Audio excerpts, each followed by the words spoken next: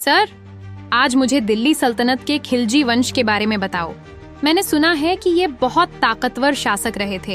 हाँ बिल्कुल, खिलजी वंश ने 1290 से 1320 तक सिर्फ 30 साल राज किया, लेकिन इस छोटे से समय में बड़े बड़े बदलाव किए। चलो मैं तुम्हें कहानी की तरह समझाता हूँ। खिलजी तुर्क नस्ल के लोग थे, लेकिन काफी समय से भारत में बसे हुए थे। इन्हें तुर्क और अफगान दोनों का मेल कहा जाता था। 1290 में गुलाम वंश के आखिरी सुल्तान कैकुबाद को हटाकर जलालुद्दीन खिलजी सत्ता में आया और इस तरह खिलजी वंश की शुरुआत हुई। तो जलालुद्दीन कैसा शासक था? वो बुजुर्ग और नरम दिल इंसान था। वह माफी और इंसाफ को अहमियत देता था। उसने जनता पर ज्यादा कर नहीं लगाए और राज्य को शांतिपूर्ण रखने की कोशिश की, लेकिन राजनीति में इतनी नरमी हमेशा काम नहीं आती। तो उसके बाद क्या हुआ? अब कहानी दिलचस्प हो जाती है। जलालुद्दीन का भतीजा अलाउद्दीन महत्वाकांक्षी था। उसने पहले देवगिरी पर आक्रमण करके खूब दौलत लूटी। जब वो जीत कर लौटा तो जलालुद्दीन ने उसका स्वागत किया, लेकिन यहीं धोखा हुआ।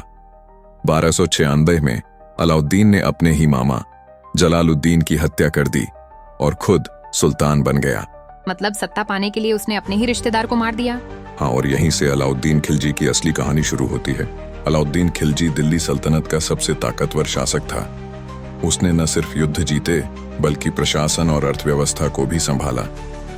उसने स्थायी सेना रखी और सैनिकों को नकद वेतन देने की व्यवस्था भी की। इसने एकता प्रथा को भी समाप्त किया और सिक्के पर तारीख लिखनी भी शुरू की। उसकी खास बातें क्या थीं? काफी सारी। आओ मैं तुम्हें उसकी सैन्य शक्ति और विजय अभियान के बारे में बताता हूँ। गुजरात, मालवा, रणथंभौर, चित्तौड़ और दक्षिण भारत तक उसके झंडे गड़े। मंगोलों के खिलाफ कई युद्ध लड़े और दिल्ली को बचाया। चित्तौड़ की लड़ाई बहुत मशहूर है, जहां रानी पद्मावती की कथा भी जुड़ी है। नंबर 2, आर्थिक सुधार। उसने बाजार नियंत्रण की नीति चलाई। अनाज, कपड़े, घोड़े, दास, सबकी कीमतें सरकार तय करती थी। भ्रष्टाचार रोकने के लिए सख्ती की। नंबर 3, प्रशासनिक सुधार। राज्य को छोटे छोटे हिस्सों में बांटा। हर जगह अधिकारियों की नियुक्ति की। सेना का सीधा वेतन तय किया ताकि सेना वफादार रहे। नंबर 4, धार्मिक नीति। वो खुद ज्यादा धार्मिक नहीं था, लेकिन उसने मंदिरों और मठों से टैक्स वसूले। नंबर 5, अलाउद्दीन खिलजी ने अलाई दरवाजा और सीरी का किला भी बनाया था। उसके सेनापति का नाम मालिक कफूर था। घोड़ों को दागने तथा सैनिकों का हुलिया लिखने की प्रथा भी अलाउद्दीन खिलजी ने शुरू की थी। नंबर 6, अलाउद्दीन खिलजी ने सिकंदर सानी की उपाधि धारण की। वाह, तो ये तो बहुत दूरदर्शी शासक था।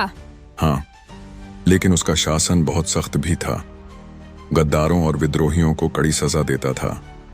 वो चाहता था कि किसी में बगावत की हिम्मत न रहे। फिर अलाउद्दीन का अंत कैसे हुआ? 1316 में अलाउद्दीन बीमार पड़ गया। उसी समय उसका सेनापति मलिक काफूर सबसे ताकतवर बन गया। काफूर ने अलाउद्दीन के बेटों को हटा दिया और खुद शासन चलाने लगा, लेकिन काफूर ज्यादा समय तक नहीं टिक सका। उसकी हत्या कर दी गई। अलाउद्दीन के बाद उसके बेटे शिहाबुद्दीन उमर और कुतुबुद्दीन मुबारक शाह सुल्तान बने, लेकिन दोनों कमजोर साबित हुए। मुबारक शाह को तो उसके ही सेनापति खुसरो खान ने मार दिया, लेकिन खुसरो खान भी ज्यादा दिन नहीं टिक पाया। 1320 में गयासुद्दीन तुगलक ने खिलजी वंश का अंत कर दिया और तुगलक वंश की शुरुआत हुई।